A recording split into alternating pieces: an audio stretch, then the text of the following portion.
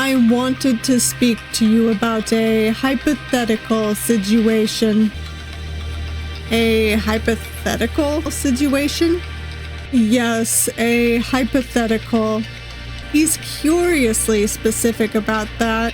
A hypothetical, but I keep that observation to myself and only nod. Hey all you cool creatures. I'm Cryptid. Welcome to the Cryptid Plays YouTube channel, and today we are playing more Meeting in the Flesh. Last time we met our suitors, and this time we will be starting Yiestol's route.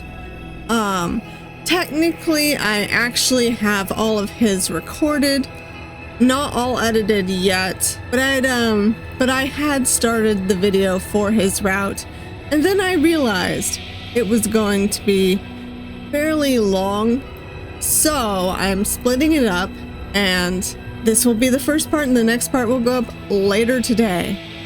But I guess we should just look at the content warnings real quick. This game features text descriptions and non-explicit visual descriptions of blood, gore, torture, vor, cannibalism, adult intimacy, and hand-holding. So viewer discretion is advised. And with that out of the way, let's get started. Also, happy Valentine's Day. My eyes snap open automatically in the morning.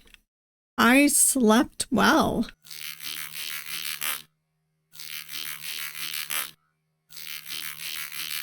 I usually sleep well. Running all day tends to do that to you. I resist the urge to roll over and bury my face back in my pillow, settling for closing my eyes until the alarm beetle starts chirping.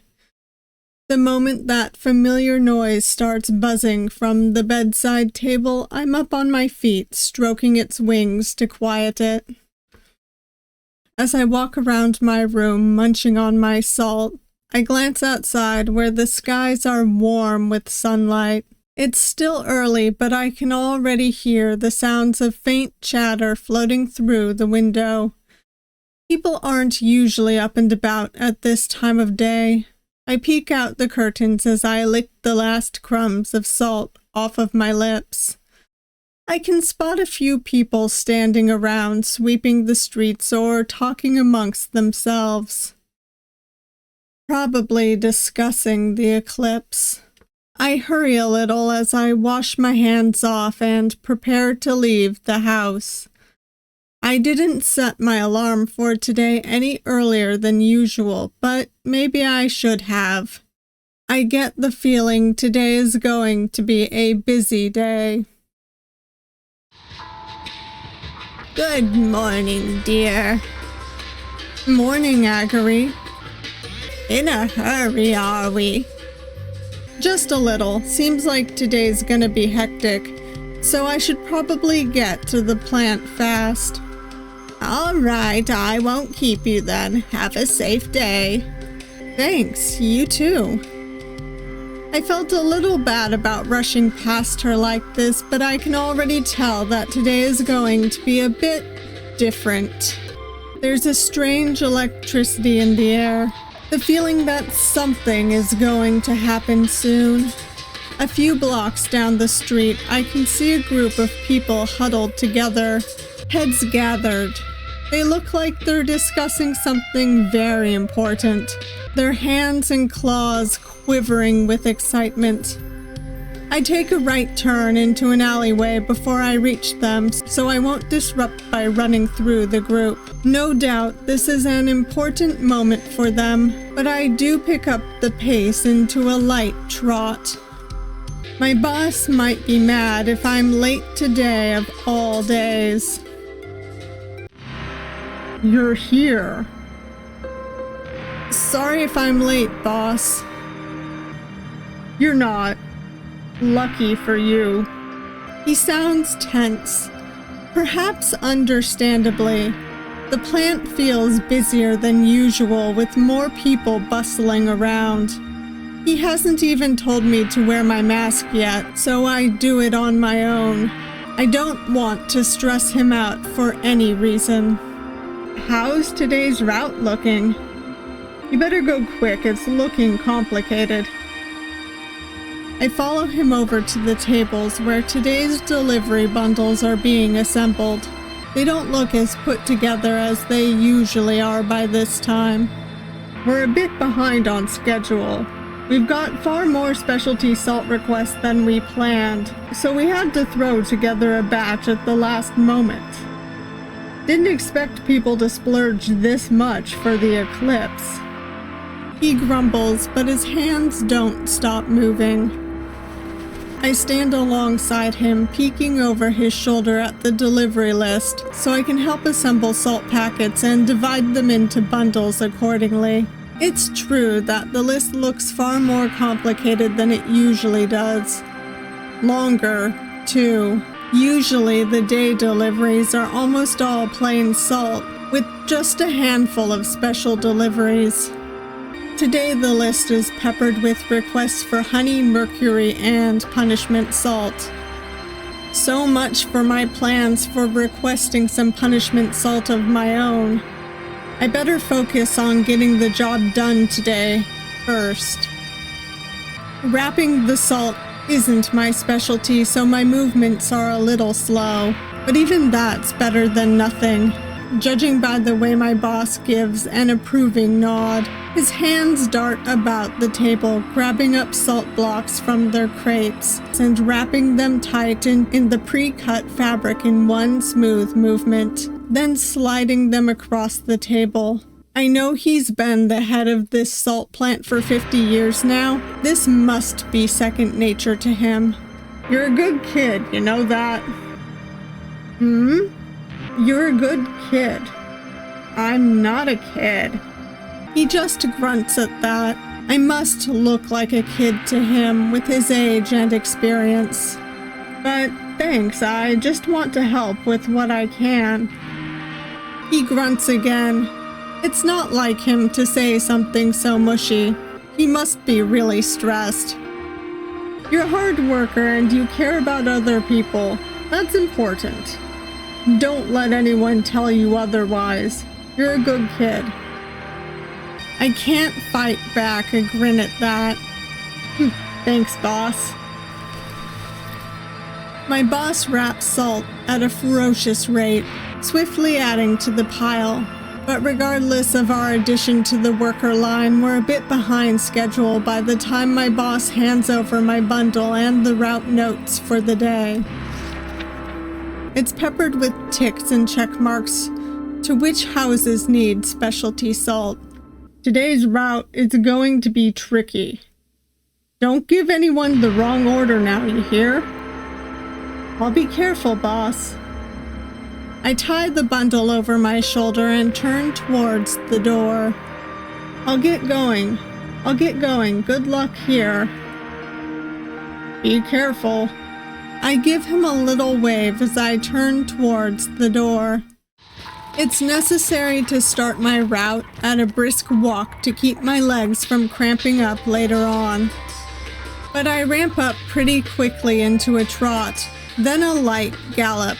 I do need to pace myself to avoid tiring myself out early on, though.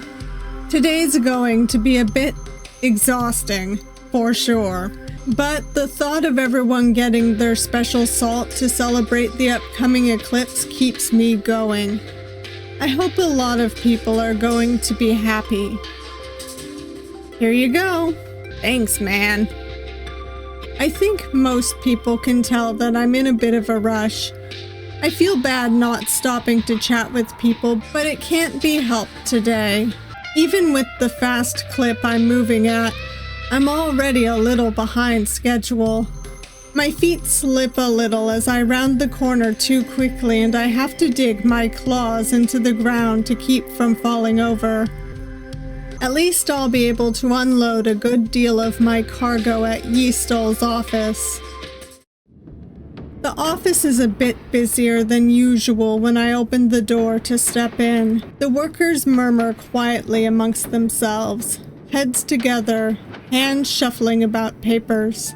It's usually almost silent in here to help Yiestol concentrate so any noise feels out of the norm. I did notice the eyeballs on the spire outside swiveling around frantically as I walked up. There must be a lot going on. Sure enough, when Yiestol disengages from the pod and strides over to me, he looks tired. Despite the slick of fluids, his exoskeleton is slightly lacking in its usual luster. And he blinks more often, running his fingers through his hair. Good morning, Bill. Morning, Yiestol. How are you holding up? Yiestol smiles. I'll be fine, thanks. It's just been a bit busy. There were a few incidents last night, so I had to stay up to take care of them.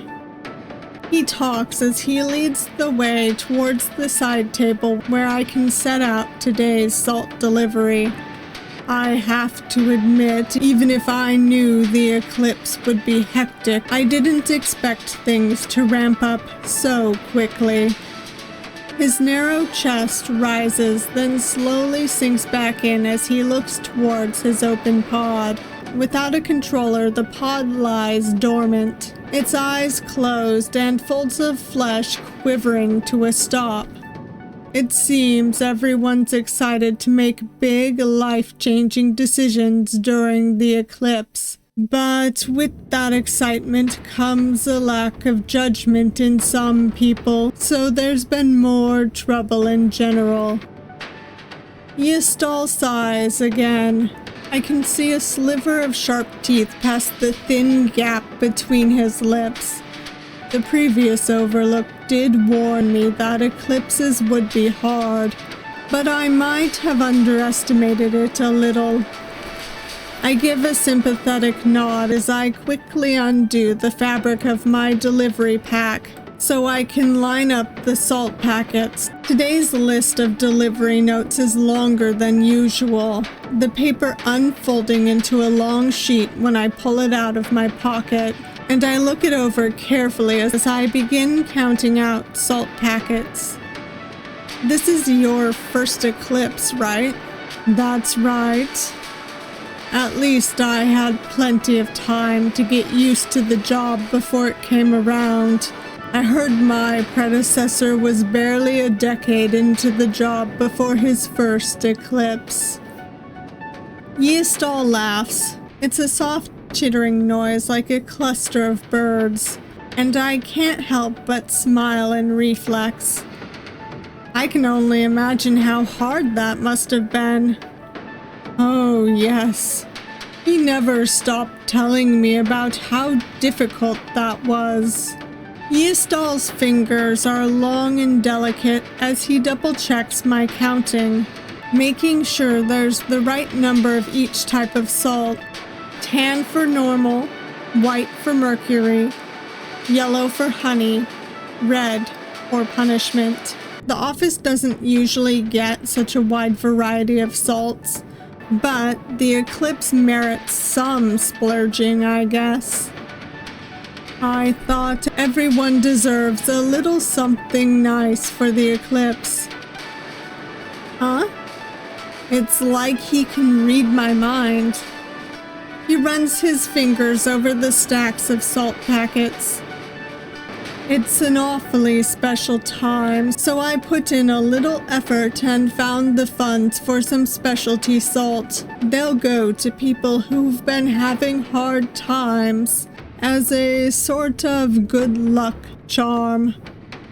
I'm sure it'll be really appreciated. I look up from my notes to give him a smile. He blinks before smiling back. His teeth are very white. I'm glad you think so. I'd like to help as many people as possible to make this eclipse safe and enjoyable for as many people as possible, even if I have to spend every waking moment in the Overlook pod. You already do so much for the community, though. Yiestol looks at me when I speak up, and I smile at him. I'm not very good at being reassuring, but I do my best. I've heard people talk about how things have become really peaceful since you became Overlook. So don't worry too much. As long as you do your best, I'm sure that's plenty. Yiestol's hair rustles as he cants his head. He seems to be considering what I said. I'm rooting for you, all right? So let me know if there's anything I can do for you. Though he remains silent, Yiestol blinks, like he's just realizing something. I should head off then. Wouldn't want to eat up too much of your time either. I've double-checked to make sure I've set out all of the salt Yiestol requested. So I pick up my pack to tie it back over my shoulder. But as I'm tying the knot, Yiestol suddenly draws a little closer, just one pace away from me. He's tall enough that I have to raise my head a little to look into his eyes. He's looking down at me with clear focus. Vil. Yes, I know you're busy with your route, but if it's possible, could you spare a few more minutes to speak with me? There's an unusual gravity to his voice. Yiestol is usually light and airy. Everything about him feels unobtrusive and soft.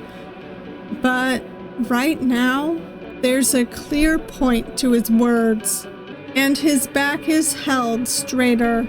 Even if his gaze is gentle and his face is relaxed, I can tell from the tension of his shoulders and the way he holds himself that he's serious. I can't help casting a brief glance towards the door, though. My schedule's still pretty busy today, and I can't spare that much extra time, especially since I should try to stay a little ahead of schedule in case I hit any roadblocks or cause for delay later on down the line. But still, I get the sense that this might be something very important for Yiestol. Even if I stay to speak with him, I should be able to manage all my other deliveries, as long as I move quickly and don't waste any more time. What should I do? Let's stay. We'll do his route first. I think it would be best to listen to what Yiestol has to say. Ultimately, I can't bring myself to just leave. Not when Yiestol is making such a personal request of me. He's usually so composed and calm that it feels easy to forget that beneath it all, he's just another individual with his own worries and struggles. If he's asking me to stay, there must be a good reason for it, and it would bother me for a long time if I abandoned him like this. And I do have confidence in my running after all. I'm sure I should be able to finish my deliveries on time, even if I stay here for a little while. Alright, I give Yiestol a smile as I undo the ties to my pack, lowering it once more. I think I should be alright to stay for a little bit. Yiestol blinks, hesitating for a moment before speaking up again. He sounds slightly guilty. Are you sure, Vil? I know this must sound ridiculous since I'm the one who asked you to stay, but I still wouldn't want to cause you too much trouble if your schedule today is too tight. Witnessing this sort of uncertainty in someone usually so unflappable is an odd feeling. I nod, considering what to say. I won't be late. Don't worry, I'm sure I can maintain my schedule. Besides, I think it might not be a bad idea to rest up a little before resuming my route. I tend to take more breaks earlier on in the day when my pack is heavier. I see. It's only after he mutters that confirmation that Yiestol gives a small sigh, his shoulders sloping downwards as he releases some of that tension in his body. The stiff strands of his hair rustle against each other as he dips his head slightly, seeming to nod to himself before he looks to me once more. There's a gleam of his teeth as he grins at me. Thank you, I really appreciate it. His voice is warm. Warmer than usual. I feel a spot of heat bloom in my chest, spreading to the base of my throat, and I have to swallow it back. I have to admit the past few days have been incredibly hectic, and they've been taking their toll on me. But it's hard to justify taking a break by myself when there's so much to keep an eye on. There's a pause before he seems to realize what he said and laughs, embarrassed. His long bony fingers draw graceful arcs as he waves a hand. Not that I'm just using you as an excuse to rest, of course. I do have something I want to speak to you about. Let's change location, shall we? I wouldn't want to disturb the others while they're still working. The other workers have been diligently toiling away at their tasks, shuffling papers and jotting down notes. Some speak quietly into communication bladders, the bladder tubes pulsing as they carry important messages off to their recipients. One worker looks up and gives a curt nod upon meeting Yiestol's eyes, then promptly returns to rifling through a tall pile of papers. Let's go up on the roof, shall we? Sure. As we pass by the other workers at their desks, Yiestol gently touches one on the shoulder and leans in close, presumably to tell him where we'll be. The worker nods in understanding before promptly returning to their task. Yiestol ends up leading us out the door at the back of the office. It opens up to an external stairway that crawls upwards, tracing along the contours of the building. Even this far down, veins and nerves from the overlooked spire curl around the stairwell's guardrail, gently twitching whenever the wind picks up. The spire itself is calm, however, the myriad of eyes half closed and shifting their gaze languidly. The overlooked tower seems to be operating automatically for the moment. It's half awake right now. Yiestol must have noticed me looking up curiously. It's not as alert as when I'm in the pod, of course.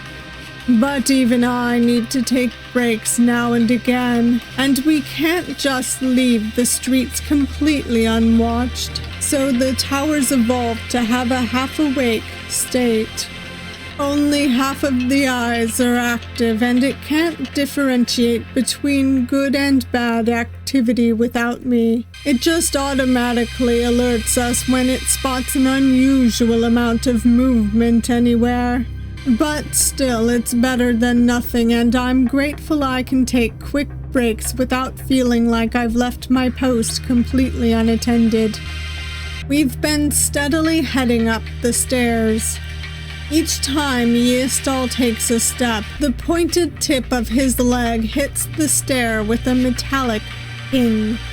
His movements are graceful and calm. They always are.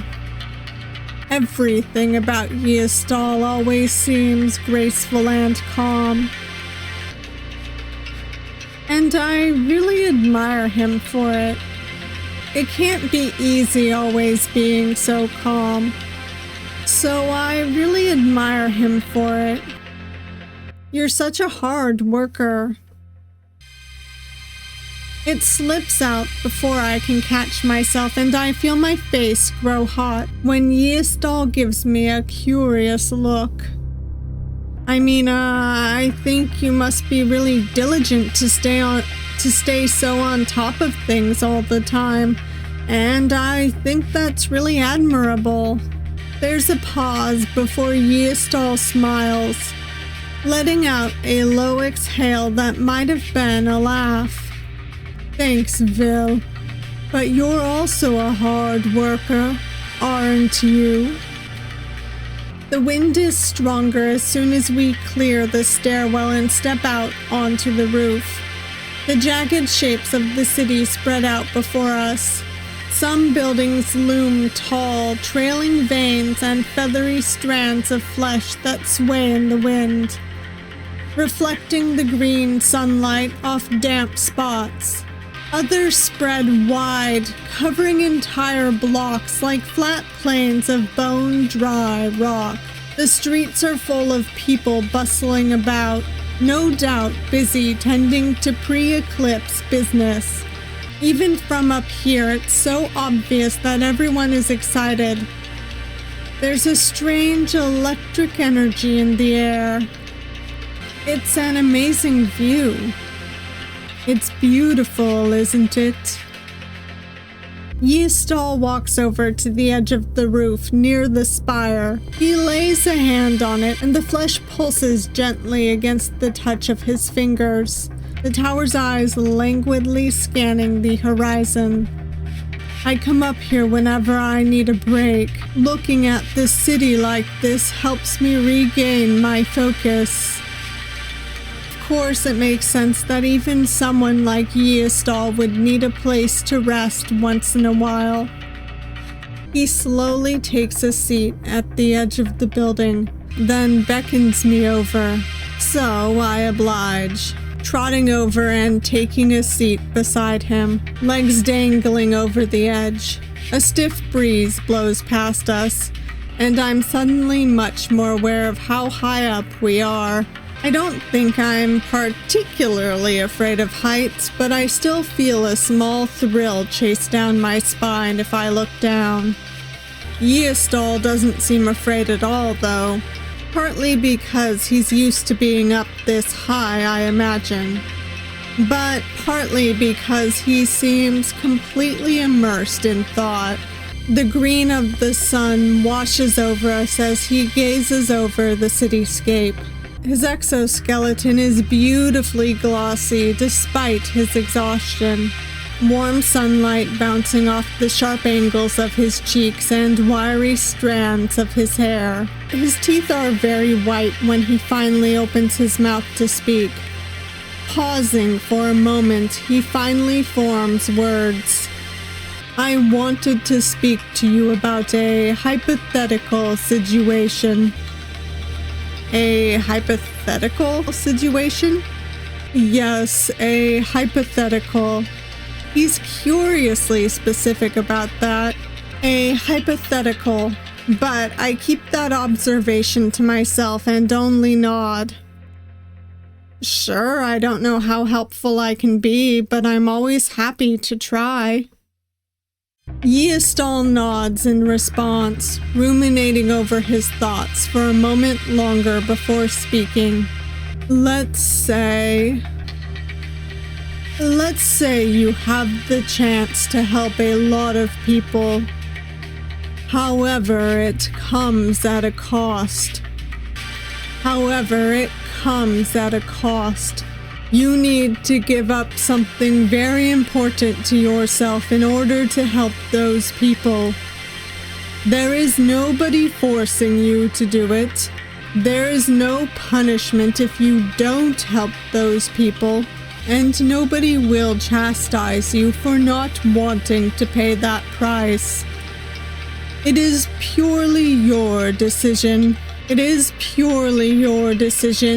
Whether to pay the price and help those people. What do you think you would do, Vil? It's a tough question. Yiestol doesn't look at me, his gaze still directed over the cityscape, and I try to see what he's seeing as I think that question over. How should I answer? That is a scary question. I should answer him properly, but I can't help thinking first and foremost that this is kind of a scary hypothetical. This is purely a hypothetical question, right? I give a low laugh. Though I try to sound casual, I'm sure it comes out a little nervous. It just seems like kind of a scary question. There's a brief pause before Yiestol nods in response, a smile tugging at the corners of his mouth. Of course, it's just a hypothetical. Then let me try putting it in a slightly different way. Still hypothetical? Still hypothetical. Yiestol seemed slightly amused by that clarification, eyes narrowed into a thin smile. You would, hypothetically speaking, like to be a better person, yes? I nod. Of course, I think everyone probably wants to be a better person, if possible, and I'm gonna go back and get one of the other choices. What would that price be? Even if I think the matter over, it's hard to give a solid answer without a better idea of what the price would be. Well, I think it might depend on what kind of price has to be paid. Whether it's money or time or energy, I think everything comes with a price. So it's kind of hard to give an answer to something like that without knowing what kind of price I'd have to pay. Yiestol nods slowly in response, still looking out over the city. His voice is a quiet murmur when he responds. Yes, of course. Alright. Let me get the last answer, the one that I expect he prefers to hear. Would the help be significant? Even if I think the matter over, it's hard to give a solid answer without a better idea of how significant the help is. Well, it might depend on how helpful I'd be after paying that price. I want to be helpful to people, of course, but even helping people on a regular basis takes some amount of time and energy, I think. So it's a little hard to imagine what kind of help would be worth paying a significant cost for. Yiestol nods slowly in response, still looking out over the city. His voice is a quiet murmur when he responds. Yes, of course. Then let me try putting it in a slightly different way. Still hypothetical? Still hypothetical. Yiestol seemed slightly amused by that clarification. Eyes narrowed in a thin smile. You would, hypothetically speaking, like to be a better person, yes? I nod. Of course. I think everyone probably wants to be a better person if possible. Then let's say there's a way for you to objectively become a better version of yourself. Not in a nebulous, vague way. It won't be that you'll be wiser or more experienced or more thoughtful. You'll objectively become a better version of what you are now. An upgrade, if you will. Do you think you would want that? No.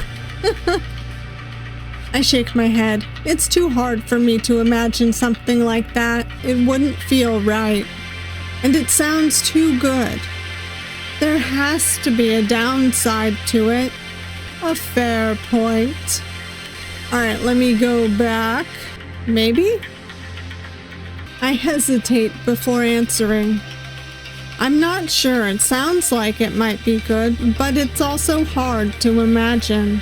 And I think something like that might have downsides to it. I'd need to think it over carefully.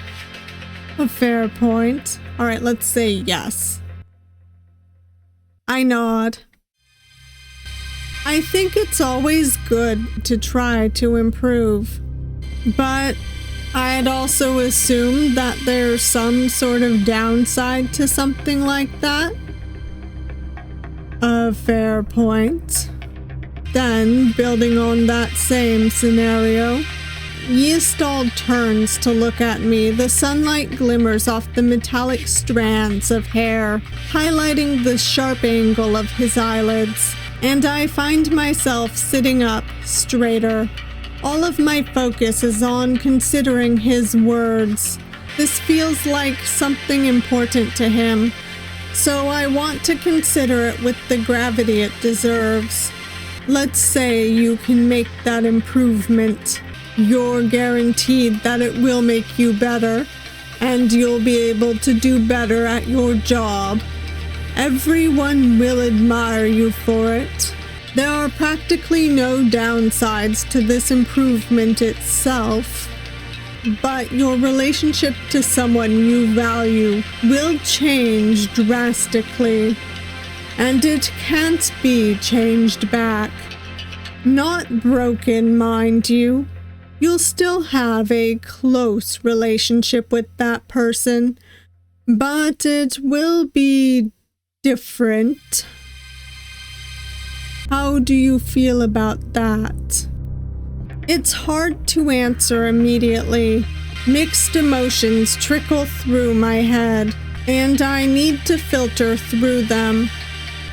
A significant part of me wants to better myself, of course, but I also value my relationship with people. It's a tough question, isn't it?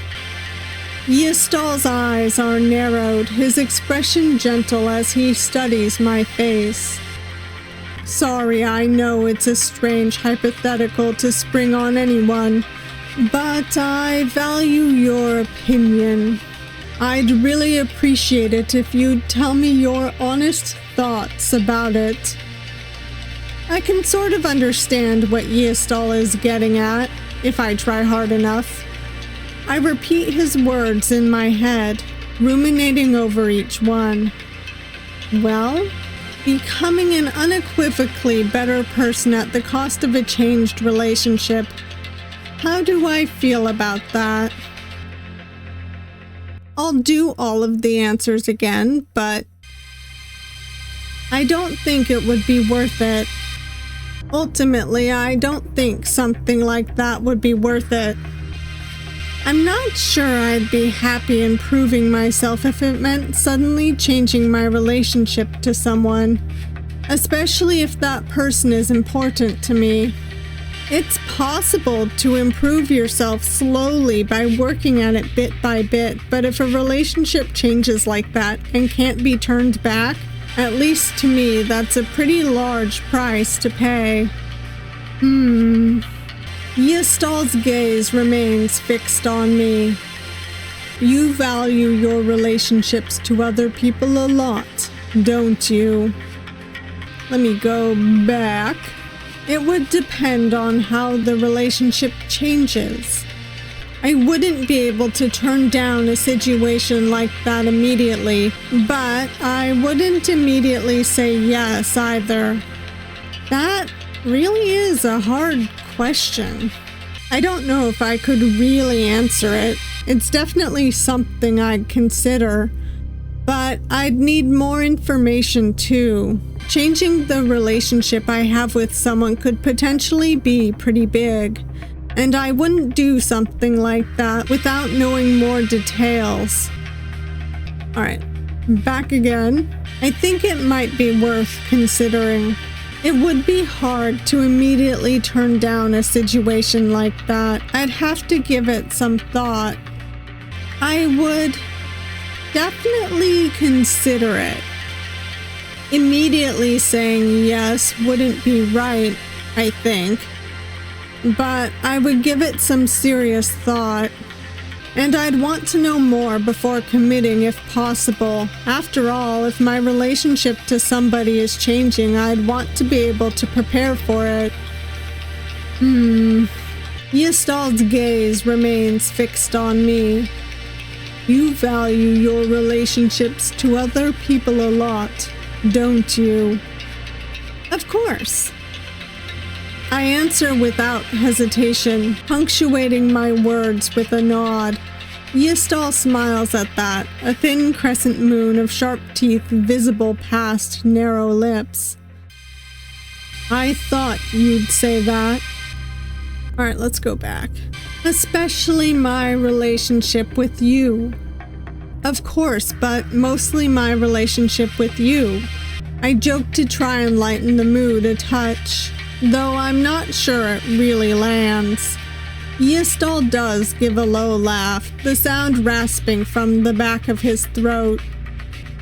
Are you trying to flirt with me?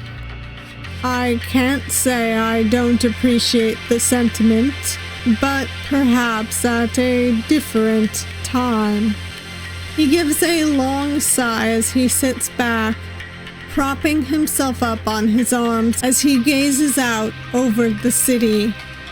Though he still looks as controlled and calm as ever, his posture seems more relaxed than usual. In conjunction with his pensive expression, it lends him a strange air of vulnerability, like he's struggling with something he's never struggled with before. Yiestol? Yes. I know that you said these are all hypothetical questions, but if you wanted to talk about anything non-hypothetical, I'd also be alright with it. Yiestol cants his head, gaze cast aside in thought. A breeze whips past us, sending wiry strands of his hair floating up around him. They practically sparkle in the warm sunlight.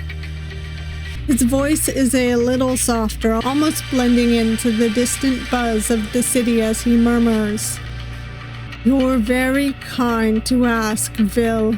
Thank you. I suppose I haven't been terribly subtle.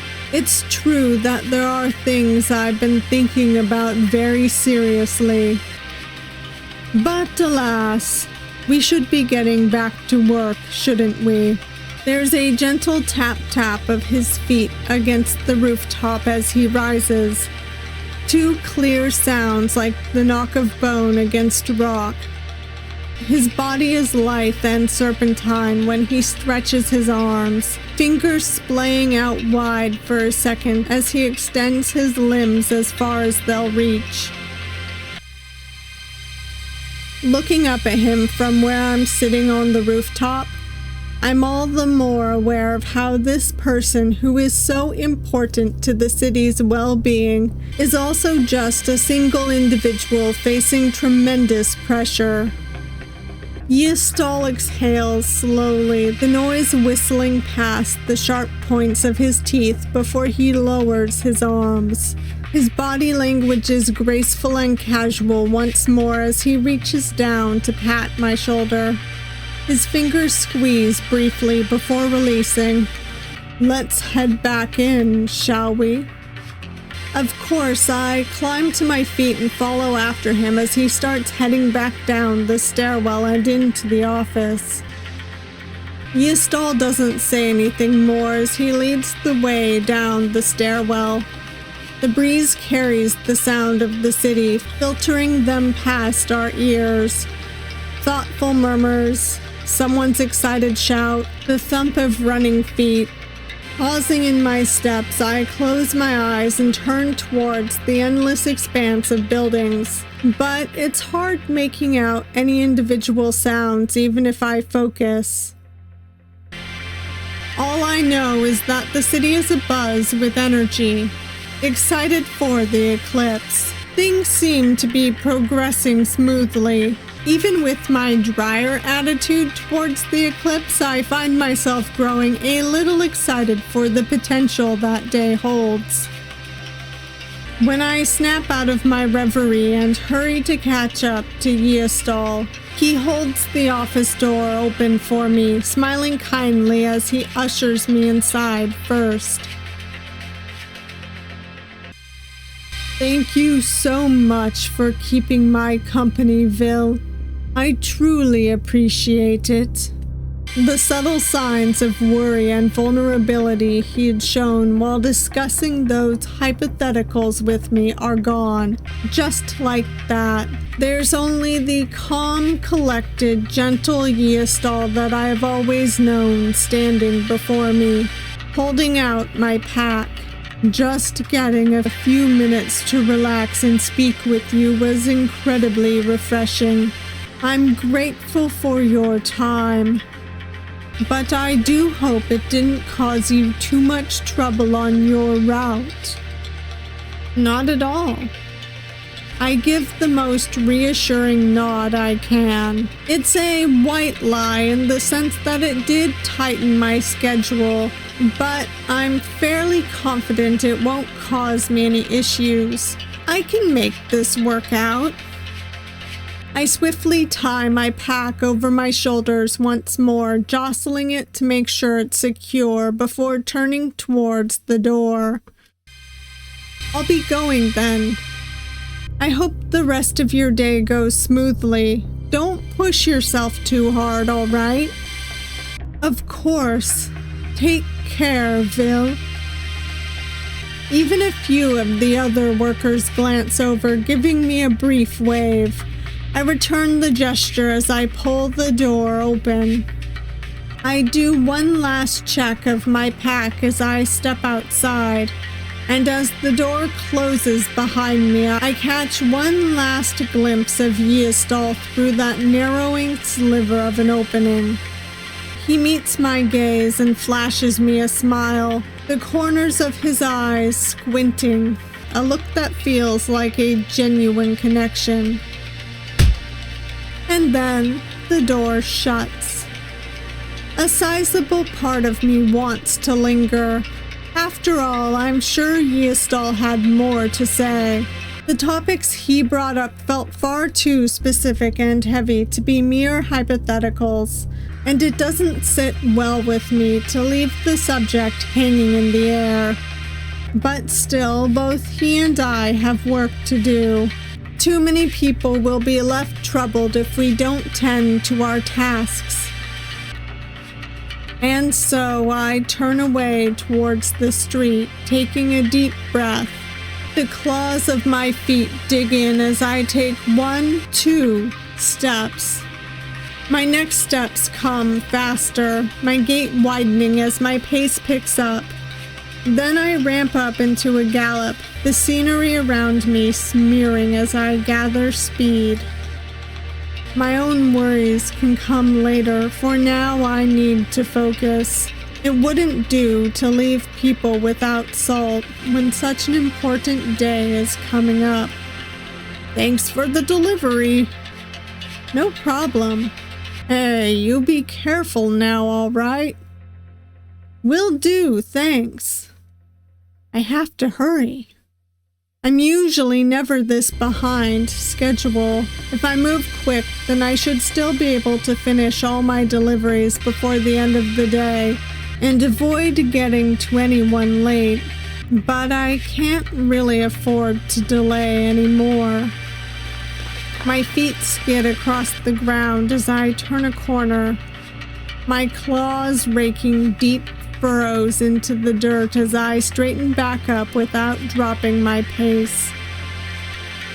My next 2 clients are absent from their homes. As much as it pains me to say, that's good for me today. I quickly slot their salt packets into their boxes and resume running. I'll say hi to them on another day, when I have more time. I'm sure they're also busy with their own eclipse preparations. distracted trying to think of any other shortcuts I can take without skipping any stops on my route. I don't hear the sound of approaching footsteps the instant I step into the park, and I certainly don't expect a hefty bundle of fur and fangs to come bursting out of the foliage to my immediate left. I like how he always runs into us. Phil! I don't manage to stop quickly enough. Neither does Brattan. He collides squarely with me, knocking us both into the grass. I was waiting for you! You were? I gently push at Brattan's shoulder so he'll get off of me. Not that this is a particularly terrible position to be in. Brattan's fur is quite soft and clean today. He must have taken a shower after last night's exploring. And his body is very warm.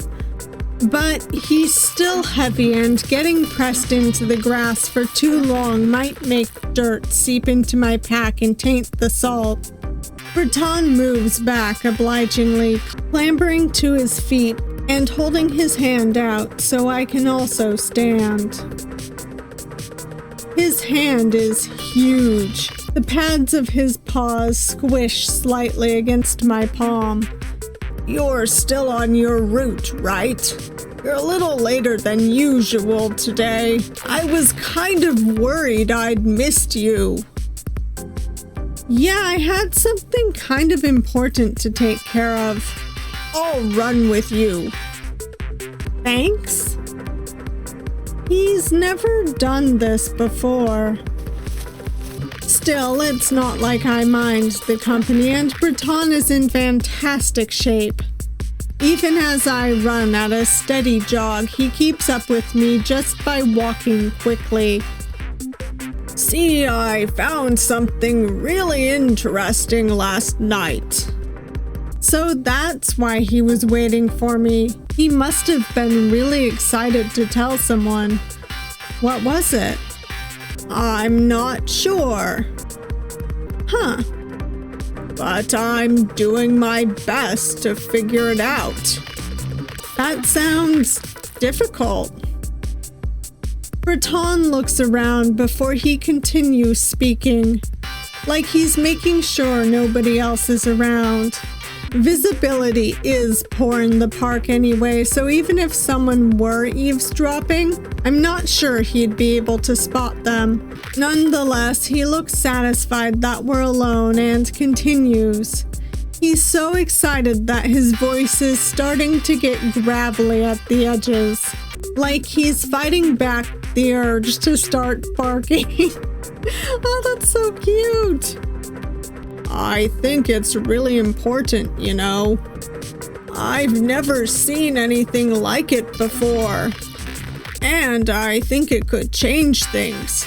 If it's what I think it might be, then this might be huge.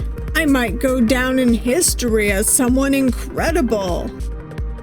So I'm really excited to figure out more about it. He's so enthusiastic that it's infectious. I can't help smiling as I nod. I don't know much about exploring, but I hope it's something great. You're always working really hard, and it'd be nice if people got a chance to really appreciate all the work you put into your job. Brattan beams, showing all of his teeth. We jog along in silence for a few moments. By the way, did you put in an order for any salt today? Brattan looks like he was startled out of his thoughts by that. His fur is puffed out a little larger than usual. Oh yeah, I did. Would you like it now? Sure. I slow to a walk so I can fumble with my pack, carefully extracting one of the salt packets without dropping any of the others. Here you go. Hey, do you have a few moments to spare? It's my turn to be caught off guard, still holding out Brattan's packet. I give him a curious look. I want to show you something. He's so excited he's drooling slightly, a thin string of spittle hanging from his jaw.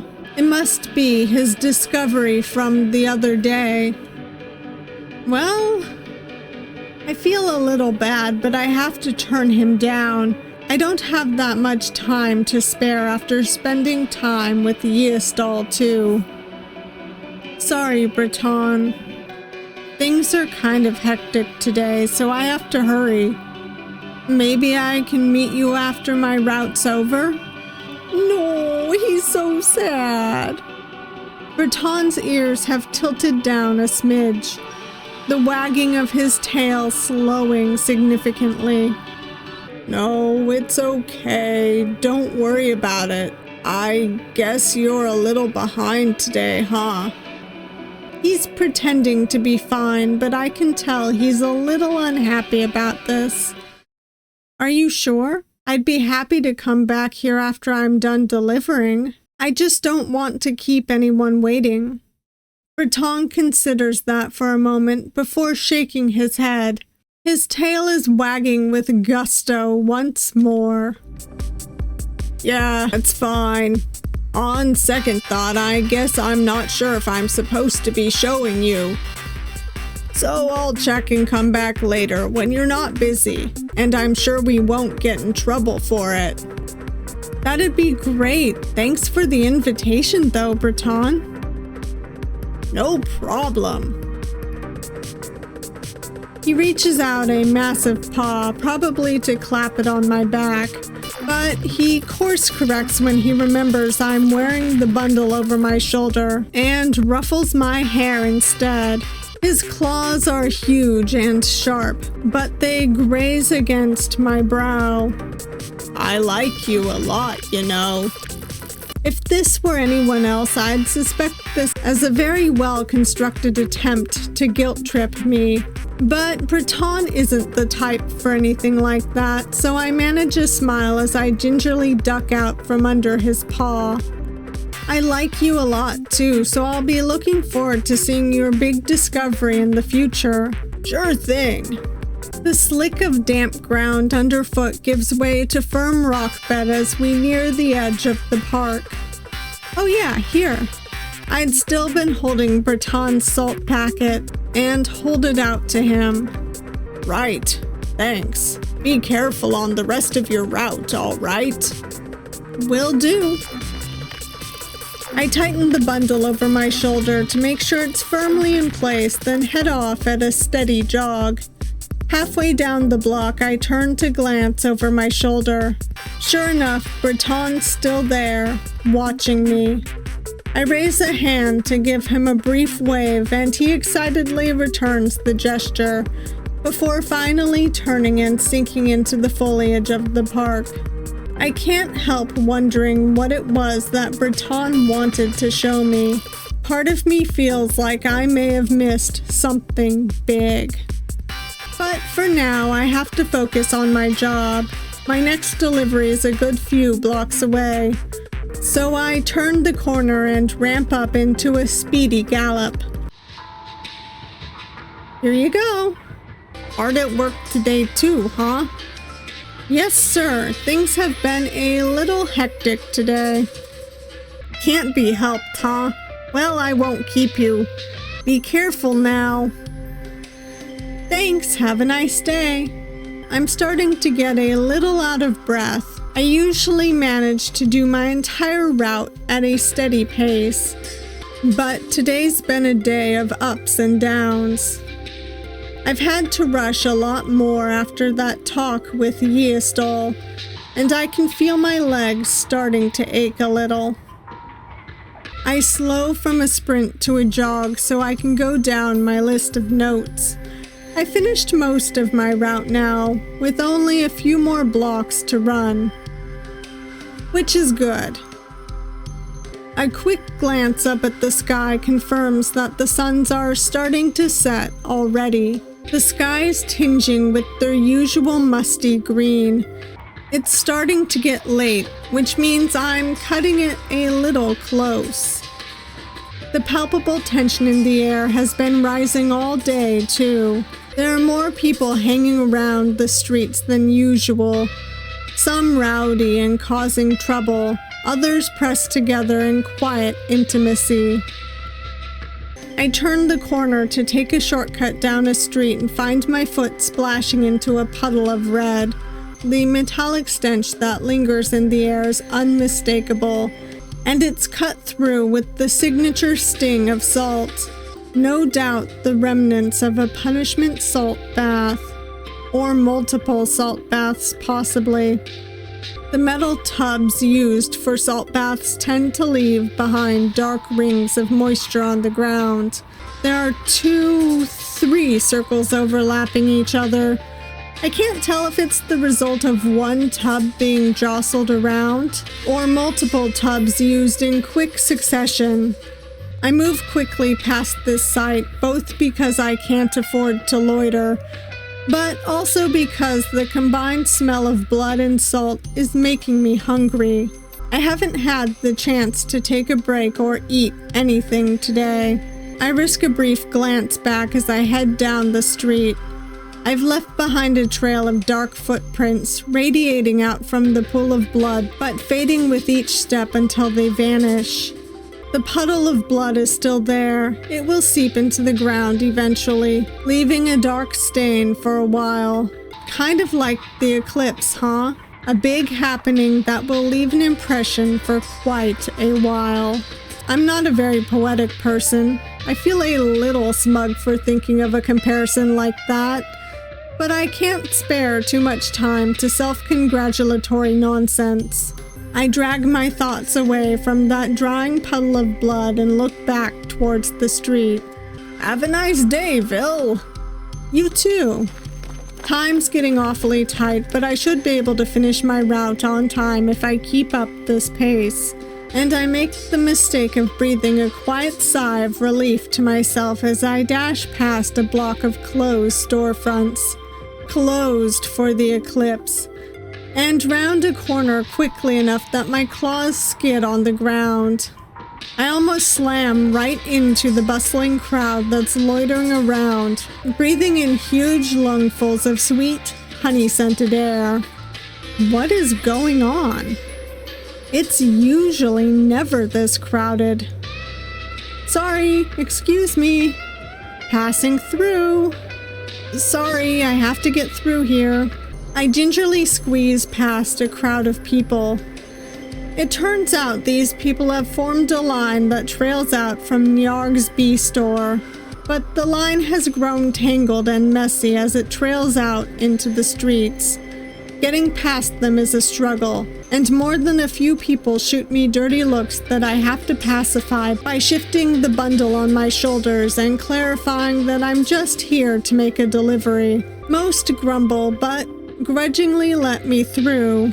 A cluster of people blocks my path near the entrance, and I wait for a few people to finish their business and exit so I can slip in as the next customers enter.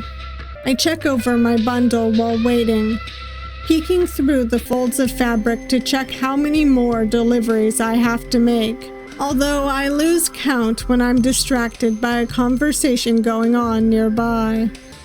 You've heard the rumors about the guy running this store, right? I haven't. What do they say about him?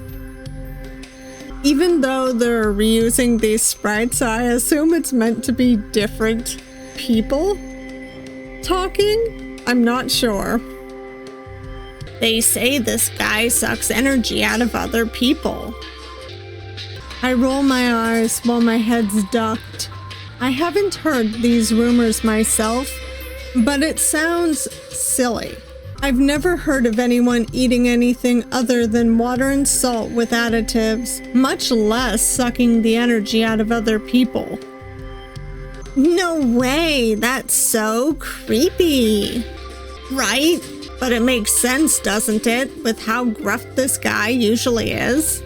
Yeah, he always feels kind of off, you know. Maybe that's why he has this store. You know, to lure in victims. The two of them laugh raucously. I just tighten my bundle across my shoulders and ignore whatever else they're saying. It's all nonsense.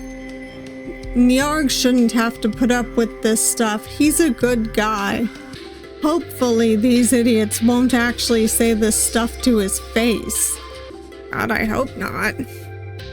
Fortunately, a small cluster of excited customers exit the store the next moment, and I take the chance to slip inside, murmuring that I'm just here to make a delivery and I'll be out soon. Inside the store, I manage to weave my way past the crowds of people looking at bees, and find Nyargh near the back of the store, where he mans the counter alone. All of his tentacles are hard at work managing 6 different tasks at once, and his teeth are bared as he breathes in deep, rasping puffs. He must be stressed. Hey, Nyargh. Hello, Vil. He doesn't even turn my way. Not that I can blame him. He's busy dealing with a customer on one side, packing up a bottle of honey with one set of tentacles, and soothing an agitated bee with 2 others. The smell of honey in the air is almost dizzying, stirred up by the constant movement of people in the store, and I can't help but take in a deep breath before busying myself undoing my bundle. Busy today, huh? Sure is. His tentacles swiftly wrap a bottle of honey in fabric, then tie a piece of twine into a bow to secure it. His customer thanks him profusely before leaving with their purchase in hand, babbling excitedly to their friend about how tonight will be a special treat. Seeing everyone happy about their purchases makes it worth it, though. His voice is as gruff as ever, which cryptid is unable to do because they do not have a gruff voice, but the corners of his lips quirk just a fraction. He really does seem happy when his customers are happy. Seems like it. I hurry to pull a package of salt from my bundle, double-checking my notes to make sure I have the right packet for him, then lay it on the counter. I'd hand it to him, but all of his tentacles are occupied packaging 2 different orders at the same time. I'll leave this for you here, all right? With how busy the store is, it would probably be best if I don't take up too much of Nyargh's time. I give a little nod and turn to leave when the touch of a tentacle against my shoulder stops me. Vil. He sounds serious. He always sounds a little serious, of course, but this feels different. Yes? There's a pause. Nyargh's tentacles never stop moving, neatly processing and wrapping orders for customers standing on the other side of the counter. But the tentacle resting against my shoulder only squeezes lightly. He addresses a customer first, wishing them a nice day as he hands them their package, before turning slightly to me. If you could spare the time, would you mind helping me out a little? I'm a little surprised. Not about the request itself. Any reasonable person would ask for help managing a store this busy. But because I've never seen Nyargh ask anyone for help before, I can't help feeling a little flattered he'd ask. That said, I need to think this over for a moment. Unfortunately, I don't have much time left today, and I do still have a few more deliveries to make. Reaching back, I test the weight of my bundle with my hands, trying to gauge how much time I would need to deliver all of these before the end of the day. I should be able to hit all of the stops on time as long as I hurry, but if I stopped here to help Nyargh? No, I really can't risk people getting their deliveries late, especially on the day before the eclipse. I don't want to risk ruining anyone's preparations for a big day. Sorry, Nyargh, but I'm on a pretty tight schedule today. That's understandable. You did come in a little bit later than you usually do today. Yeah, things have been pretty hectic today, so I'm a bit behind. And I don't want to be late with anyone's deliveries today. Nyargh nods, his tentacles keep working. I'm really sorry, I wish I could help. I can come around after my route's over if you need any help closing up shop. He shakes his head. His attention already seems to be wandering away from me. Tentacles artfully wrapping up another bottle of honey even as he speaks. It's all right. The worst of the rush should be over soon. You should get some rest after you work. Are you sure? It's no trouble coming by after my route. He nods again. Thanks for the offer, but it's fine. I feel like I've put somewhat of a damper on things, but I guess it couldn't be helped. Sometimes things just work out that way. Alright then. Hopefully things won't be too hard for you. We're nearing the end of the day after all. I tighten the straps of my bundle to make sure it's firmly in place. It's grown pretty light by now, the fabric weighed down by only a handful of salt packets. But that doesn't mean my remaining deliveries are any less important. Behind me, I can hear a few customers huff impatiently. No doubt they think I'm holding up the line. Take care. Most of Nyargh's tentacles are hard at work wrapping up bottles and soothing agitated bees, but he still spares one to give me a small wave. I wave back as I step away from the counter. You too. Good luck. Nyargh doesn't respond anymore, already busying himself tending to the next customer in line. They want to look at the bees Nyargh has up for sale, since they're considering outright buying one. They must be big spenders. Nyargh steps out from behind the counter to lead them over to the cages. I guess I should go. The crowd outside the store has thinned out a little bit, but it's still sizable. At least those people from earlier who had been gossiping have either gotten into the store or have wandered off, tired of waiting. I gingerly squeeze my way past the waiting line and back onto the streets, inhaling deeply. Already the sweet scent of honey is much thinner, cut through with the musty smell natural to the air. Overhead, the skies are starting to streak through with darker shades of green as the sun dips towards the horizon. Though there's still the strong urge to linger, to wait and see if the store will quiet down at all, and even to turn back inside to help Nyargh. I know I shouldn't. So I don't look back as I dig my heels into the ground and take off at a quick sprint down the street. At least these last few deliveries won't take long. Thanks, Phil. Seems like you had a busy day, huh? You're cutting it pretty close. Yeah, things have been a little hectic today. I can imagine, since tomorrow's the big day and all. Good work. You should go rest up. Thanks, I will. Have a good night. You too.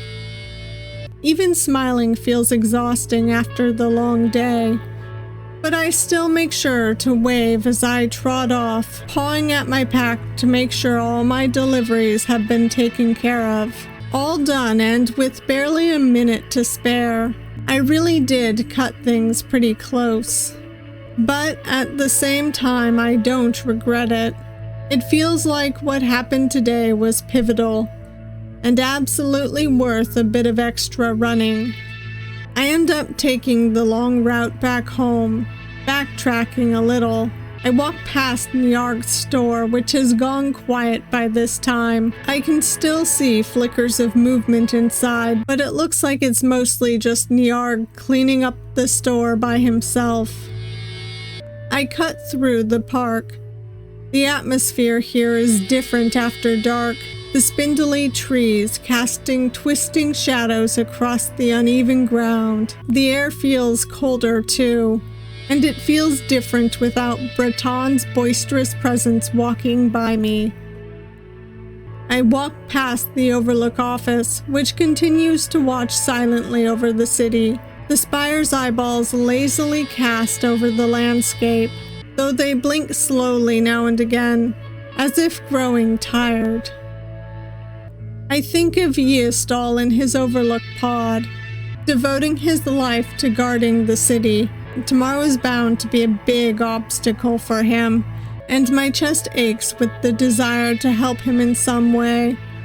I give the spire a small wave, even if he's bound to be too occupied to see such a small gesture. It's the thought that counts. I'm sure it's just a coincidence that the spire's largest eye gives a slow blink in response. But it still eases my mind a little as I turn away. My thoughts feel fuzzy as I walk back home, watching the 3 suns sink out of view one at a time.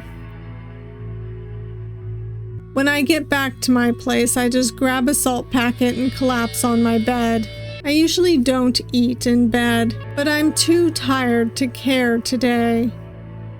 I roll over on my back to unwrap the fabric and drowsily bite off a small mouthful of salt. The familiar sting spreads through my mouth, hot and sharp, and I try not to think about it as I let it dissolve on my tongue. Even eating feels exhausting. I turn my head to glance towards my window. Past the closed curtains, I can see a sliver of the night sky, 2 moons lazily traversing that dark expanse. Though I can't bring the salt to my mouth for a second bite, I find that I just can't be bothered. I'll eat in the morning. I do the bare minimum to wrap the salt back up so it won't scatter over my bed during the night, but that's the absolute limit of my energy for the night. Even knowing I have to get up to clean up before falling asleep, my limbs feel so leaden, and I find myself drifting off. But even as sleep begins to overtake me, I find myself thinking over the events of the day. A small shiver of nervous anticipation races down my spine, all the way to my toes, prompting me to wrap my blanket closer around my body. So much for a quiet eclipse. Tomorrow will probably be a very important day. Anyhow, I am going to leave this here. Like I said at the beginning of this video, I am splitting Yiestol's route into 2 videos because it was going to end up very long. So I figure this is a good place to end the first video. The next one will be going up later today, sometime. So, thank you all for watching. If you enjoyed this video, please hit that like button. And if you want to see more of me, please subscribe. I upload videos usually every Monday, Wednesday, and Saturday, and sometimes extras and shorts randomly throughout the week. And I hope to see you next time. Bye.